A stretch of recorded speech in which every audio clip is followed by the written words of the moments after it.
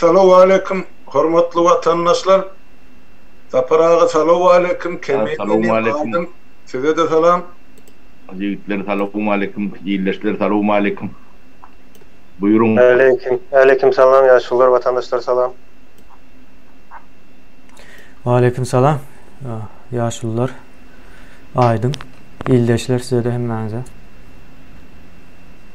Hormatly vatandaşlar, yadınızda bolsa, bunun bir ay ol Türkmenistan'ın hökümetine 10 punktdan ibaret talapnama bilen yüz tutupdyk. Şol talapnamada aýdylýan zatlary bir aýyň dowamyna Türkmenistan hökümeti yerine ýetirilmegi barada ve şolardan talap edipdi. Ýöne görşümüz ýaly möhlet geçdi bu aýyň 19-y, ertirem aýyň 20-si häzir şol hökümet tarapyndan şol 10 punktdan ibaret talapnamanyň bir punktdan yerine ýetirilene demek biz näme etmeli we nähili hareketleri başlamak diýen soru ör boyuna galypdyr. Onu hem vatandaşlarymyz ýurt içinde de ýurt daşynda da 20 senden aňyrda näme bolar, biz nähili hareket etmeli diýen soru her bir adamyň ömründe ör boyuna galypdyr. Mesela şu sohbetdeşligi şu zatlara bağışlasak, Saparağı kemine aydın, avastida biraz pikirlerinizi aytıp başlasanız, son iyidini adamlardan näme gelecek soru var olsa, eğer şuun cevap vermesek, onu erteki efirimizde hükmen cevap verir. Onun Saparağı senden başlayıver. İyileşler yine soruları näme üçin berdik? Hükümetin öňünde özüm näyle sorulardy.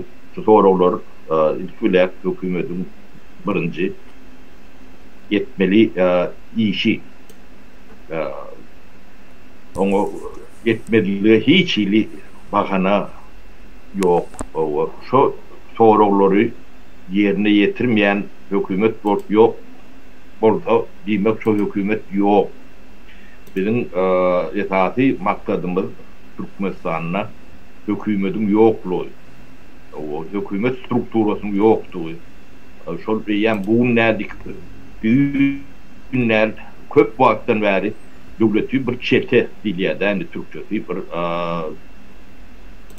ýa-ni birleşen jenaýet toporum ýa bir adam tapawdy ýok, ýöne ýurtda ýa Türkmenistan'da hökümet diýilen guramaň nam nişany ýok. Biz şonu tuğut edecek ol. Halkın öz gözü bilen görsün.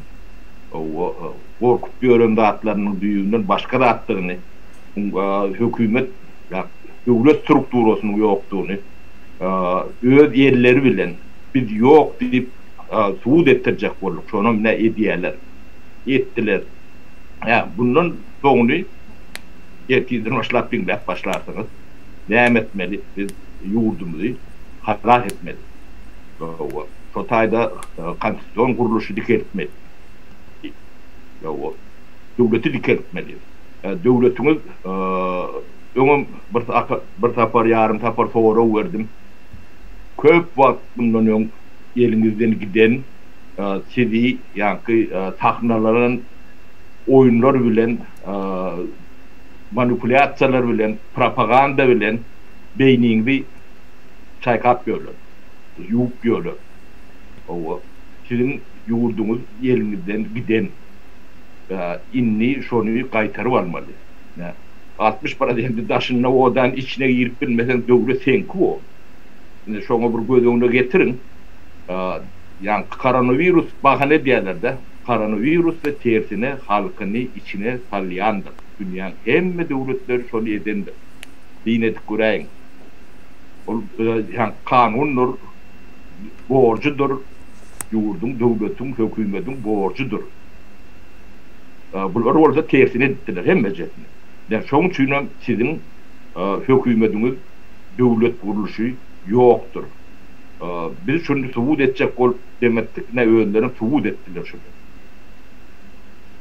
Doğru zaten. Şoň üçin vakt verdik, may verdik.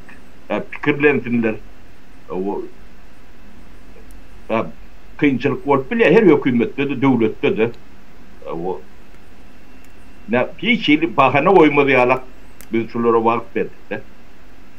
Ben aytacağım şu doğrulukça. Yigitler sizin goşşaklarınız var mı? Aydın kemine. Ben aydayım bir zatlar hazır. İldeşler bu tayda en birinci ünüs vermeli bir mesele olacak da bundan sonra yine yankı saparağın aydan var. Karşı tarafta o devlet yok yani kuramaçılıklı cenayetçi toporu olmalı. Başka bir nemesi yoksa bir şekilde tutup dur.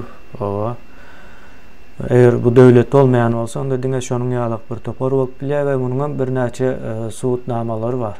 Yani bir neçe diyen gereğinden köp suutnaması var hatta. Şimdi bundan son ertirden başlayıp ertir reçelliğinde bitmece evvelde şu tayda 10 nemeni maddanı görüp dursunuz. Şu tay 10 maddanın haysı maddası yerine getirildi. Yani soru işareti yani halka yani ildeşlerimize soralı bunu. O aytmana, cevap vermene de gerek yok mu kendiyen buna?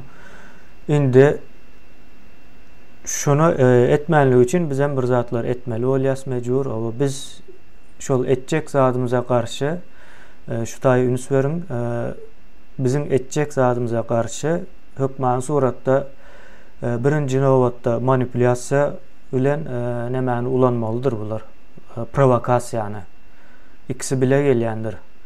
O provokasya ile manipülasyanın nemesini bana sorasanız tapağını bizim hazırki yağdayımızda bir ay yumuşak olya o manipülasya o akıllı bir şekilde yani akıllı sırap o etmek olya provokasya da o terbiyesiz bir şekilde bozmak olya.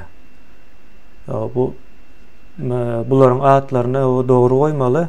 Sapara ayda problemanın adını doğru koymalı deyip yoksam çözüp bolanok deyip biz hem indi bundan son çıkacak problemanın adını hazırdan koyacağız. Önem bir kezek aydıldı yani adı koyulup aydılmadı. Şunun için o ünüs verilmeli meselenin biri deyip o ünüsünüzü çekecek oldum ben şuna. Ben hazır aytacağım şu. Aydın sen bir zatlar Benim aydık geçen şu hükümetin yankı verdiğinde onların birinci bahanaları bizim havarımız yok, bilemiz yok demekleri mümkün. Yani olan havar bardağını biliriz gerek olsa suud edip vererse eğer şon yalı bir neme çıksa da yani biz bilemiz yok havarımız yok diyende onu suud edip böyle havarlarının bardağını.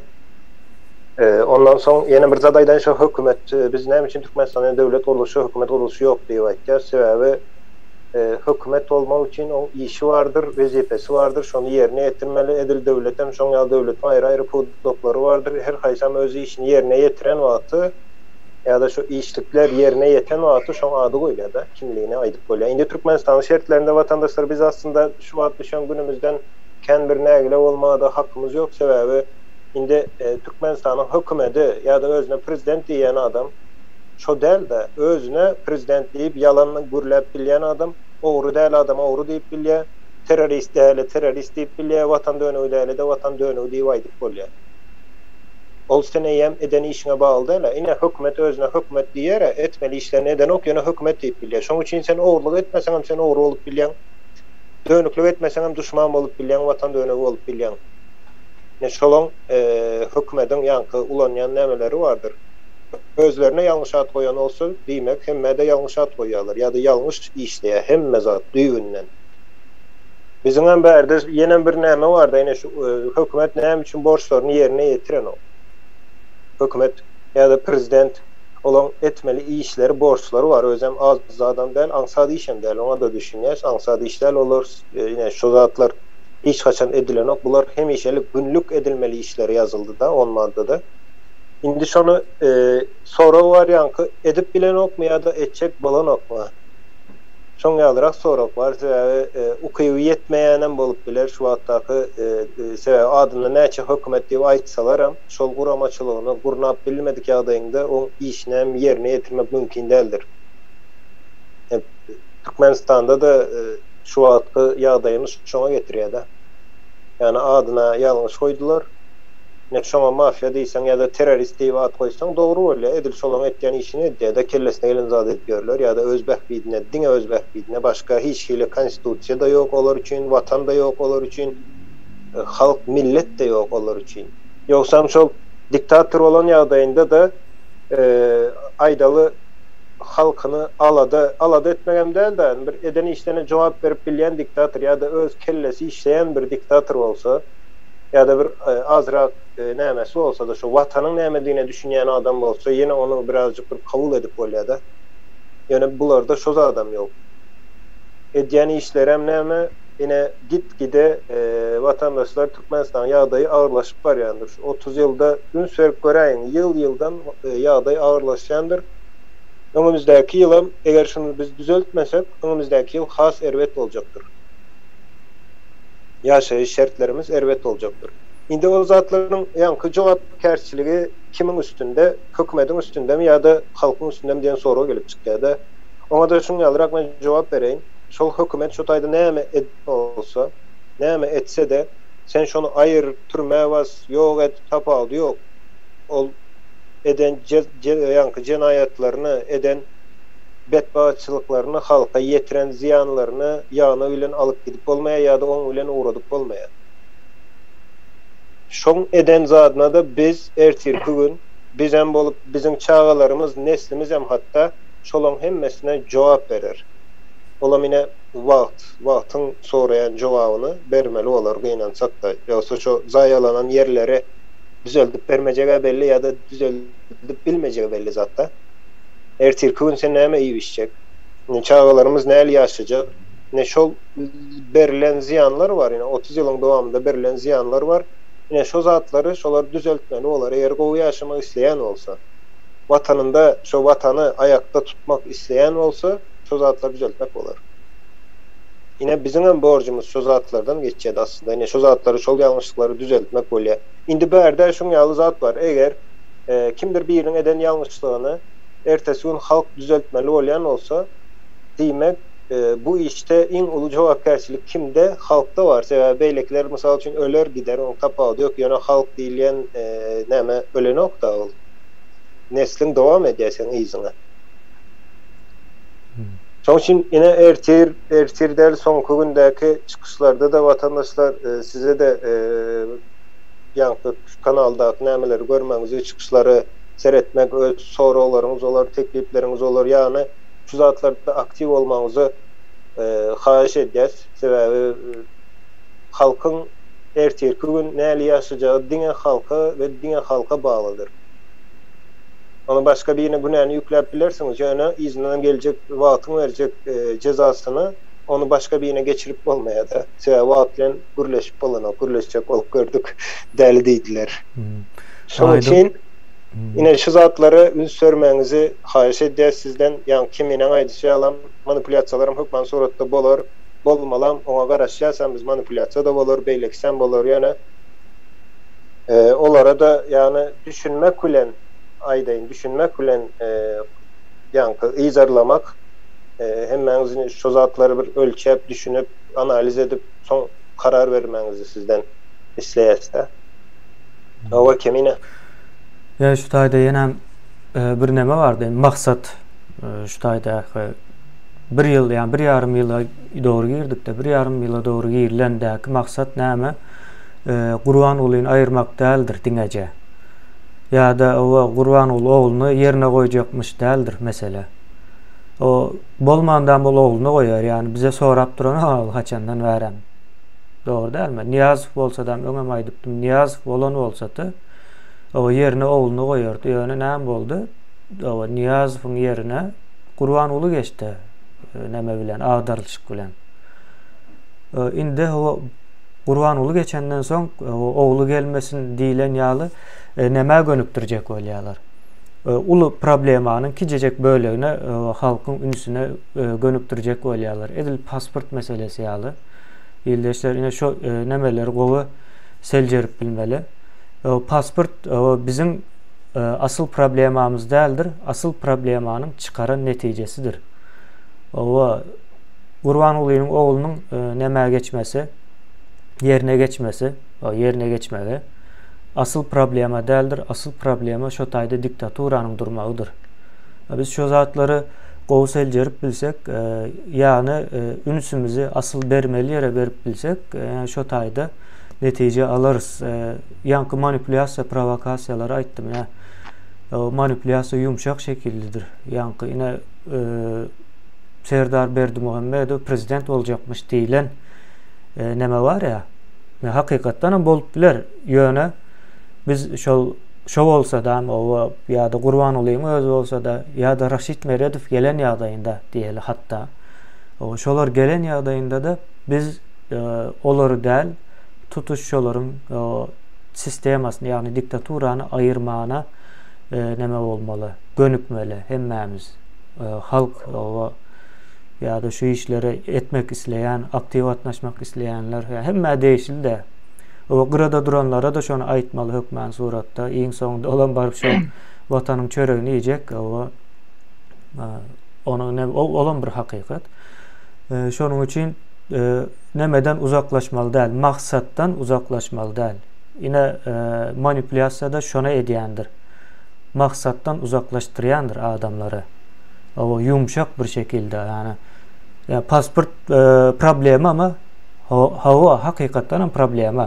Çözülmeli meselemi elbette çözülmeli. Ýöne senin o taýda öýüň ýok bolsa, yani watanyň ýok bolsa, o pasportly meseleni kime çözdürjek? Ya da mesela ine Daşary işler ministri diýil ýa-da. O hem Türkmenistan İçeri işler ministrliğine de bağlı olmalı bu pasport meselesi. Migrasiýasynyň ýene bir zatlaryna hökmän suratda bağlıdır. Yine şol guramalar yok yerinden, yok da bir şekilde alıptırız biz pasportu. Ýöne şol sırawy da olsa şonu ýurdun daşynda alıp bilmeýänligimizi gördük. Yine şo zat tutuşluğuna problema ýöne asıl problema döwlet guruluşynyň ýoklugundadyr. O döwlet guruluşynyň problemasyny çözmek üçin döwleti gurmaly. Biz şo zatlary dogry belläsek, şolara dogry gönüksek, biz bu problemalaryň hemmesini çözýäs. Iň soň görürsüňiz, ine alınan ýurt diktatorun elinden alınandan soň diktator oyuncak zat eken aslında diýip kijejek bir oyunun bir bölegi ýalak bolup galar o. Şu keşfetmedik yerini birinci eze keşfedende hem kıyın olya hem wagt nemesinde köp neme diýe köp wagt alýan ýalak bolýandyr. Yani öwrenşenden soň düşünüp başlandan soň o mesele aňsatlaşýar, ýönekleşýär. Men şonu aýtjakdym, ýa-ni manipulasiýa baradaky nämeni we maksadymyzyň aslında nämeligini düşündürmek üçin. Emine men biraz üstüne ýetireýin. Adamlar halaýyk kidim durmuşuňyzy, ýurduňyzy, döwletiňizi üýtgetmek diňe kidim isleňiz bilen edilip bolýandyr. Şoňa düşünmeňizi aşağı çykyp gaýş edýänler.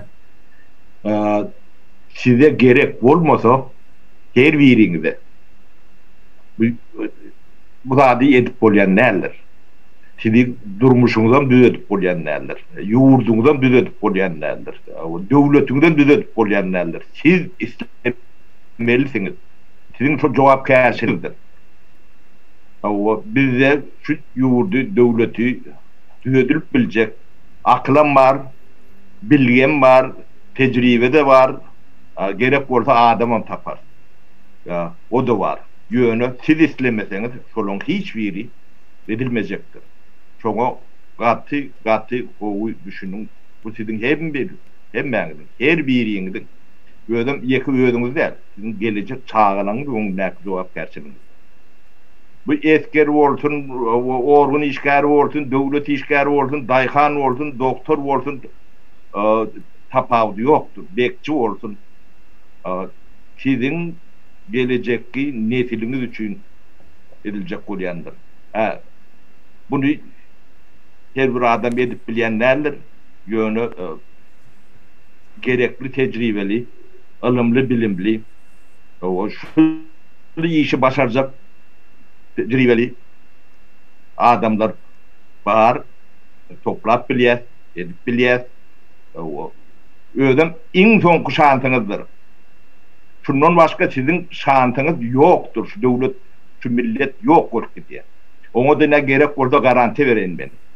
Men 30 ýyl mundan oňam sizin şu duruşuňda geljeňizi aýdyk geçip aşaňçydandyr. Bu diktator däldir bu neden. Bir adam däldir. Şonum göreňiz ok. Şuňam görüp bileňiz ok. Hemme günäni iki adamyň üstüne neme diýäňiz? Ýok, beýli däldir. Sizin şu güne gelmeňiziň düşmanyňyz töwereňizde gelip göründir. Başyňyzda gelip göründir. Günne de görýänsiňiz. Ýöne gözüňiz kördür. Ve beýniňiz 70 ýyl, soňam 30 ýyl ýuwurup gelýär. Ýuwurmaly da kömek edýär. İş dünýäsi bunu bu işe gatyşyp bilen ok gatyşanan däldir. Bunu ýanky eli galan tutýan o döredijilik adam diýen adamlar eli bilen o 3 ýyl onurja orgunlyň eli bilen sizin beýniňiz ýuwulýandyr, ýuwulandyr. Onuň siz duýuňyz ok. Şonu biz görüp ýörüz. Men şoň üçin jogapkärçiligini sizem üstüňize almalysyňyz. Aşyňa şaňda eliňi goýmalysyňyz. Bolmanda barmaňyzy goýmalysyňyz. Gyrada oturup şular näde eken, bir seredel diýseň, düşmanyň birinjisi özüňdir. Öz çağlyň oňundy, ben oňuň bäl.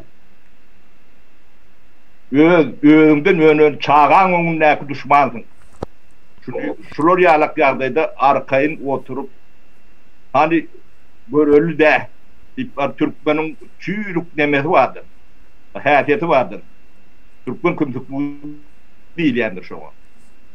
Düşmanyň şolardyr. İlki. Şolardan ýanky halk maslahatyna oturýan takkally, telpekli, ellesi boş adamlar çykýandyr. Şolarsyňyz.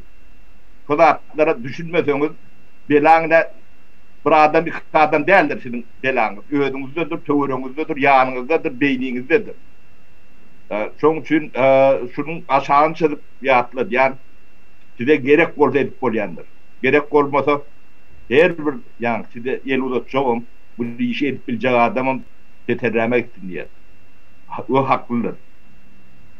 Durmuş olur ýalak acıdır, gadapdyr. Hayat bir ardan zat däldir. Mene bu sordum kebine. Baliýa onu aýdyň söz sorýar. Aýdyň aýdyber.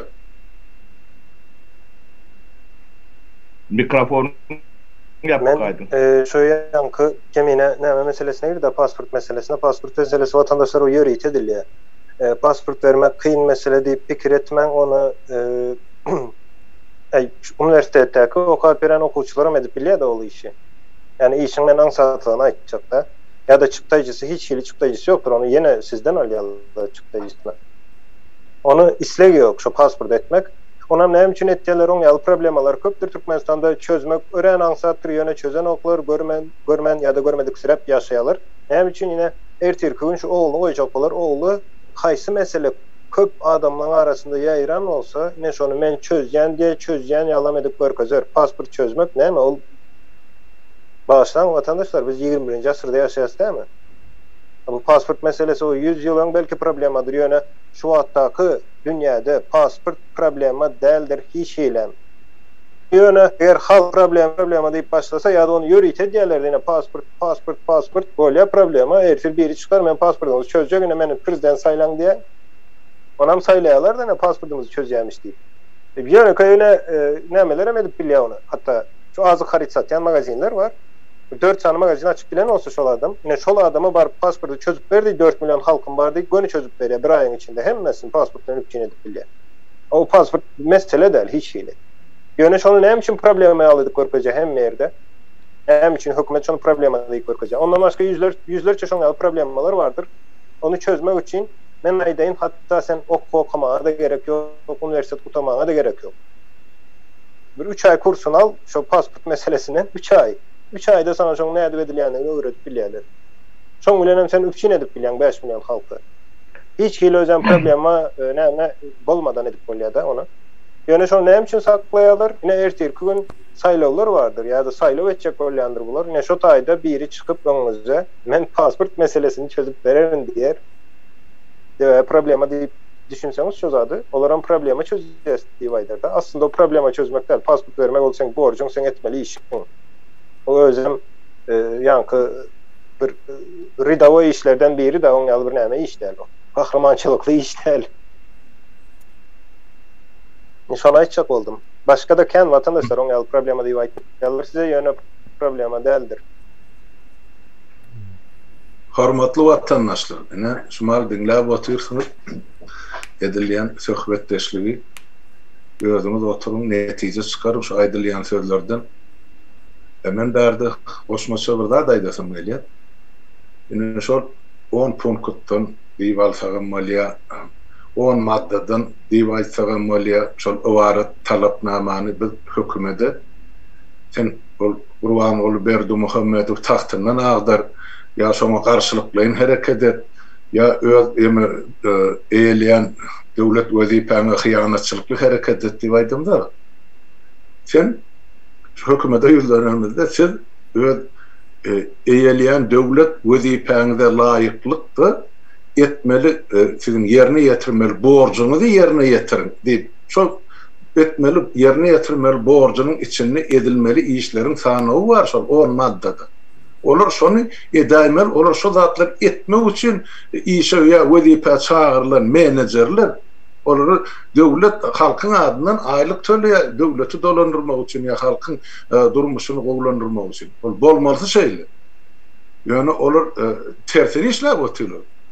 Ýöne şol ýagdaýda da biz olardan eden talabymyz öz eýleýän wezipäňize laýyklykdy borcuňyzy ýerine ýetirin diýip aýtdy. Ol döwletiň konstitusiýasyna garşy edin, prezidentine agdaryň, ýene-de bize kömek edin. Ýok, ol ýagdaýda diýmez. Öz borcuňyzy ýerine ýetirin diýip. Ýöne gördüňiz-de. Geçen bir aýyň dowamynda şu jinnet ýarlagy işletmedi, halka ýa döwlete peýdan. Ondan sonra ýa çykdy. Näme üçin olar o wezipäni saklap oturýar? Näme üçin olar özleri ministeriýa hökümet diýip atlandyr ýaly? Ine ta para dogry aýtdy. Biz şu zatlaryň, şu talapnamanyň üstü bilen diňe bir türkmen halkyna da dünýä jemgyýetçiligine suwut edip berdik. Şo taýda hökümetiň ýoklugy. Hökümet ýok bolsa, şol döwleti saklap oturan döwlet strukturasynyň ýoklugyny anladyr. Bir adam ähli hakimiyeti öz golasyna yerine ýetirjek hakimiyetiň ýol başyşy şol bir aý bärini ol ýa-ni kanun çykarjy goramagyň ýol başyşy özi Qadiýeten bilen aýak astynaky ýatan adamlar konstitusiýa bilen belelikdi. Diýmek döwlet ýok boldy. Ine şonu hem size suwut edip berdi. Okan görüp tanışyň ýene bir gerek. Şol 10 punktdan ibaret talapnamada näme bir ýerine ýetirilmelik bir kyn wezipe bar şo taýda. Seredin olaň borcu şonu etmek watandaşlar. Ol şoň üçin şol işe çağırly şo ýerlere. Ýani diýmek şonu etmeýän bolsalar olar ne sizi siýleýär, ne döwleti, ne de özüň siýleýän adamlar. Hiç bolmany alýan hakyny halallamak üçin şu işleri etmelidirler. Etmedi. Indi näme etmeli diýen soraw bar da biziň hemmamyzyň öňümizde. Şu punktlar hökmen yerine ýetirämeli eger döwlet bir adaty ýagdaýda hereket edip durjak bolsa, işläp durjak bolsa, o funksionerine diýilýär da ortalygyny. Ýöne şol hiç bir mehanizmi işlejek gäle şu zatlar elementar zatlar ýerine ýetirilmeli. Indi şol zatlary kim etmeli? Halkyň özü etmeli bolupdy. Halk kim etmeli bol? Halk özüniň wekilleriniň üstü bilen. Ýagny bizini döretdik Milli Halat Ediş Komiteden. Ýene şoň üstü bilen gerek we degerli strukturalary döredirse şoň üstünden biz hereket etmeli bolar. Başga bizde çykalgy ýok diýip gazap etdi. Sebäp eger hökümet işlemejek bolsa, prezident borcuny ýerine ýetirmejek bolsa, konstitusiýa kepili bolmajak bolsa, onda biz näme diňe Allah sagynyp oturmalymy? Onda biz haçan hereket etmek. Ýene soraw bardy her birimiziň öňümizde. Olam diňe biziň özümizde degişirler, ýa biziň nesilimize degişirler. Gelecekki nesilleriň hatyrasyny, aktyk çoğuluk, ýugluk 70 nebere var ýança. Şo döwlet toprakda bolmasa diýmek biz millet hökmünde de bolmaýat, ýitik gidýät ýerine giderler. O toprağın bitip gitse görünüp dursa o satlıklığın eline cenayet toprağın eline. Yine de gelecekteki şol toprağın aşağına yatan 10 trilyon dolar bular rahat yatırınar. İçindeki haramxorların daşına akılırım, şol baylıkları göz gözdürüp otururlar. Şu tayda bizim halkımızın akıllı başlı hareket etmeli gerek. Şoňa da biz sizi çağırýar. Bu nähil hareketler bor, nähil işler ýola goýuljak. Indi ertir 20'si, şoňa şykal onun aňyrda etapma etap ýygy giderli çykyş eder durar, günlük aýdar durar. Nämeler etmekçi bolýar, nähil ýollar bilen etmekçi bolýar. Oy onu hökümetem belsin estin, onu sizem vatandaşlar görersiňiz, estersiniz, bilersiňiz. Nemen kıysaça şunu aýtmakçy boldum. Başga goşsak aýtjak zadyňyz barmy? Sapara, kemin. Tawula, Halmurat, tawul söz bereniň üçin. Onu näme şuwlukça şu ýerde tamamlaýdyň. Erti gurrunňyzy söhbetdeşligimiz dowam etdirip berer. Bor, Halmurat. İyileşdi. Sağlykda görüşelim. Sağlykda görüşelim, sag oturun. Erti söhbetdeşligimiz nasip bolsa dowam etdirip. Hemmäňiziň öýüňize saglyk. Sağ olun vatandaşlar. Vatandaşlar sağ olun. Akşamınız hayırlı.